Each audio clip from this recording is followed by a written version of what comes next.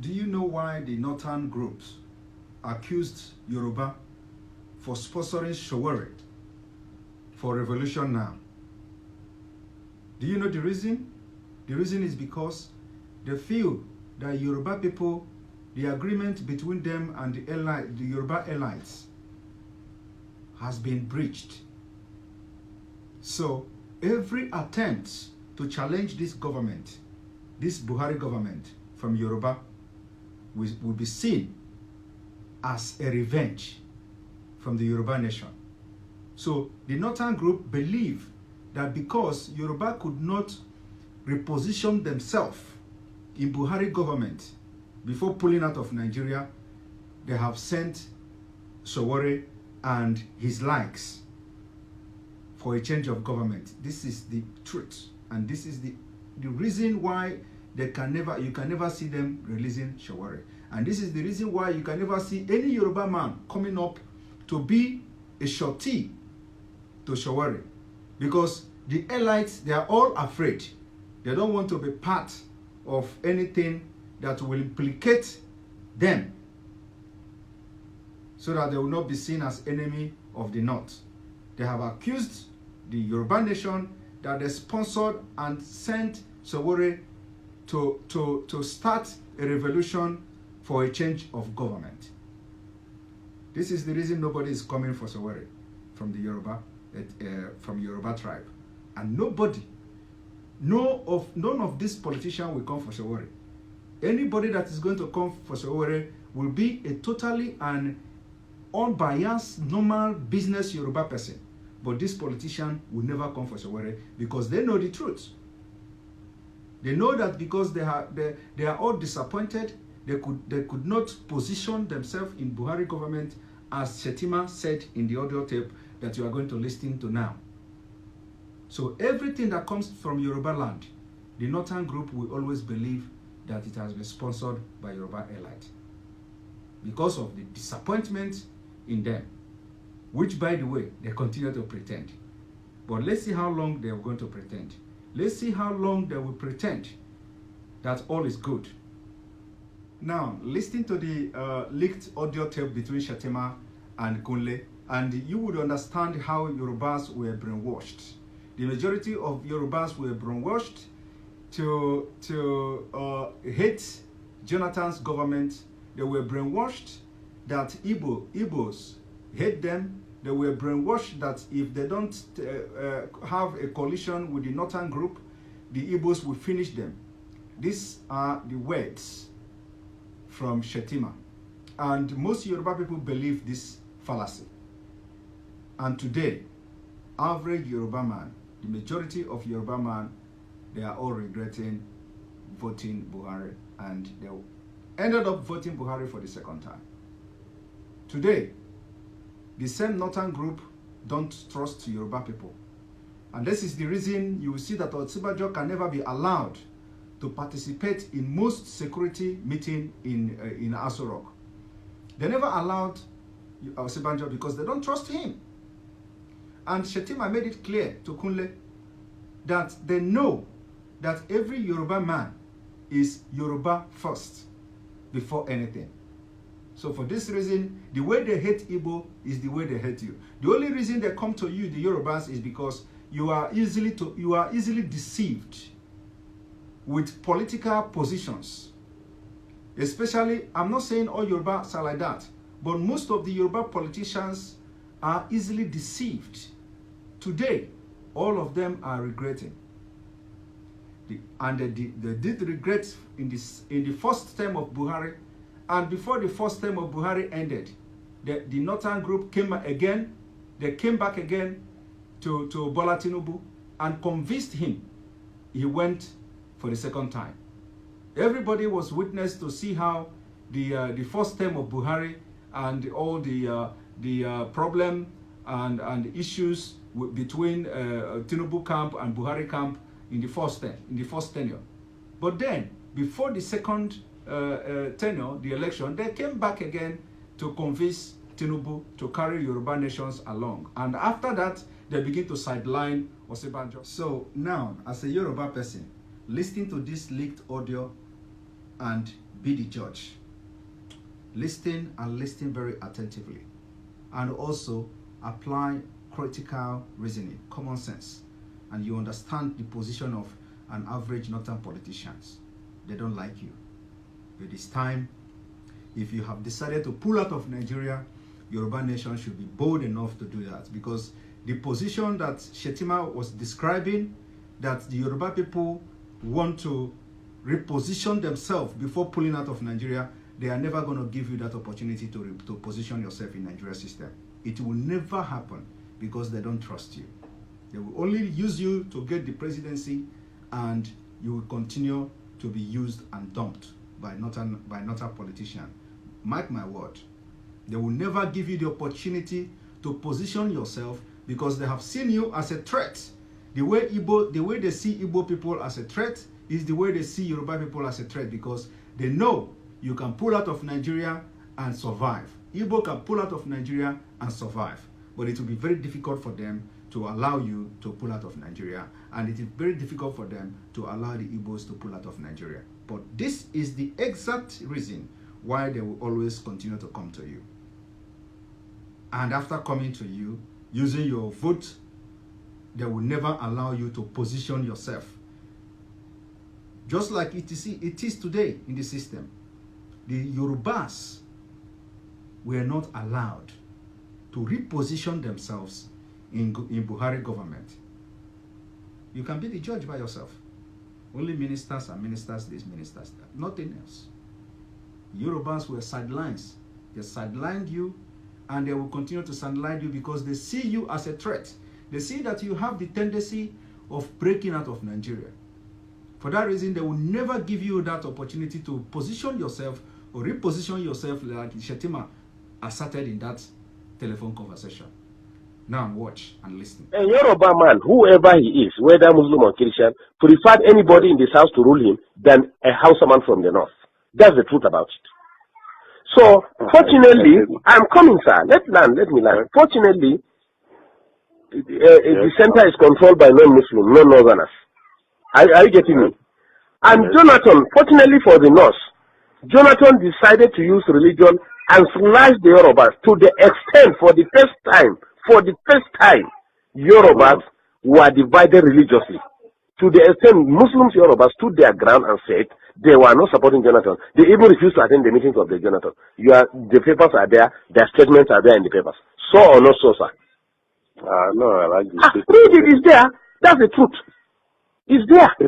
Even when he went, there were some few Muslim leaders who met Jonathan. The Supreme Council of Islam of Western Nigeria or Yoruba land came out clearly and said no, they disagreed. Do you get me? We know the population of Yoruba, close to 80%, or let's say close to 60% are Muslim. This man constituted a national conference. This is the Yorubas that were saying it. We read it and we had them saying it. So that succeeded in dividing the Yoruba themselves. Now, two, the humiliation, whatever they did to us, our own was that let them kill us and reduce our population. But at least they still know that we are significant politically, and they allowed us to maintain some position. But in the case of Yorubas, they were sliced out of the whole system. So or not so.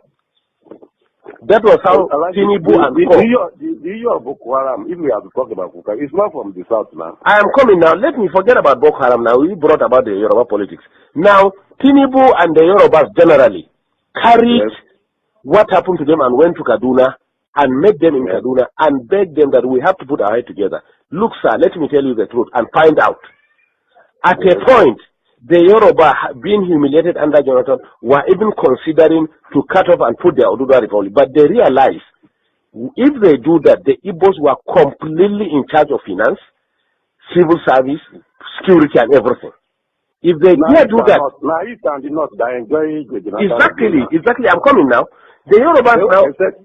It didn't benefit at all. I'm coming, yes. The Yoruba at a point, the Yoruba intelligence at a point realized that if they cut off, the Igbos will finish them.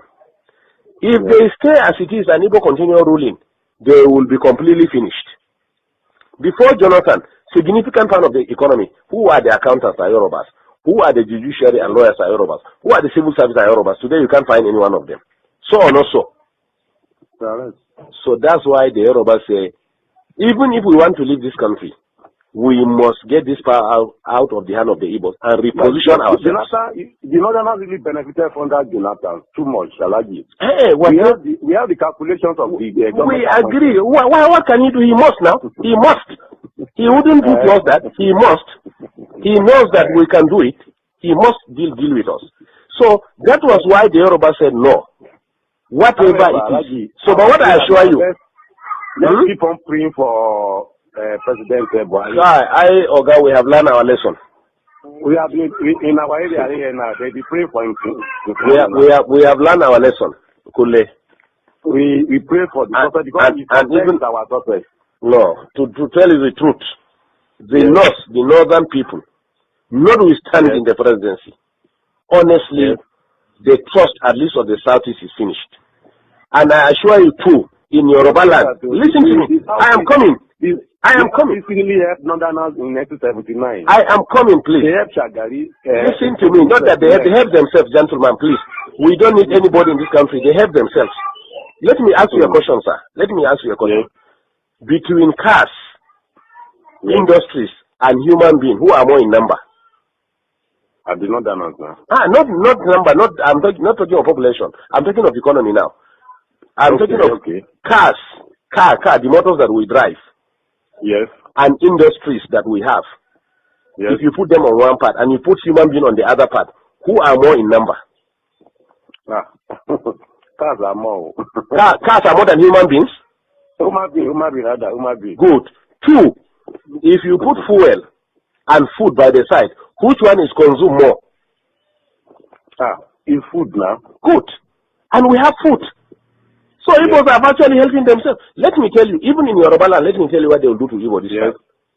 What Oba of Lagos said that we are pushing them to the ocean. Most of this market that are banning in Lagos, look at it, they are Igbo-dominated markets. You get me? In fact, some Yorubas were telling me when I was in Lagos last weekend that it is we, the Northerners, when we are in charge of Lagos as federal capital, that open room for Igbos to come and dominate them. And it's over now.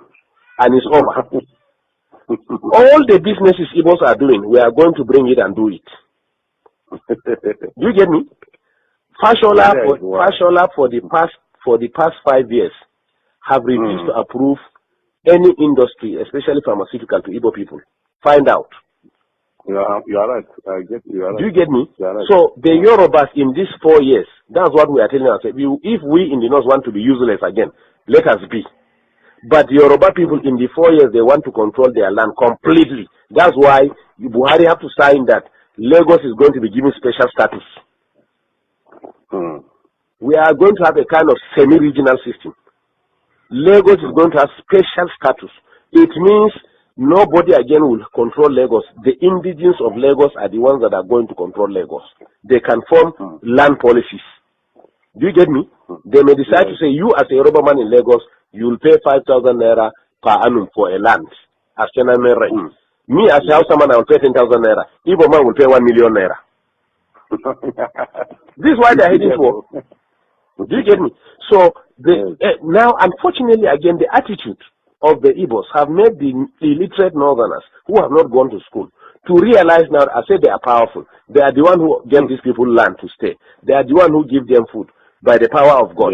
They are the one who accommodated them by the power of God. Do you get me? Since Igbos can turn around and humiliate us, look at what they did to us. Those people that they assemble about 400 of them and call them Boko Haram. Do you understand? Do you know that they picked them one by one? They were not moving in convoy. They made some of them to drink their urine. Congress also have to come and meet the president and tell him that, look, if one person is killed among these people, I'm telling you, no Igbo man will come out of Kano. That was how they released the Hausa people from Jigawa and Kano, whom they selected and arrested and called them Boko Haram. Two, you are in Nigeria, I'm in Nigeria. Rochas was actually brought up in the north. But it is in his own state. That's why we are telling you, even the Amechi, the Rochas of Colorado that are MPs, we don't trust them. They are on their own. Let me tell you this.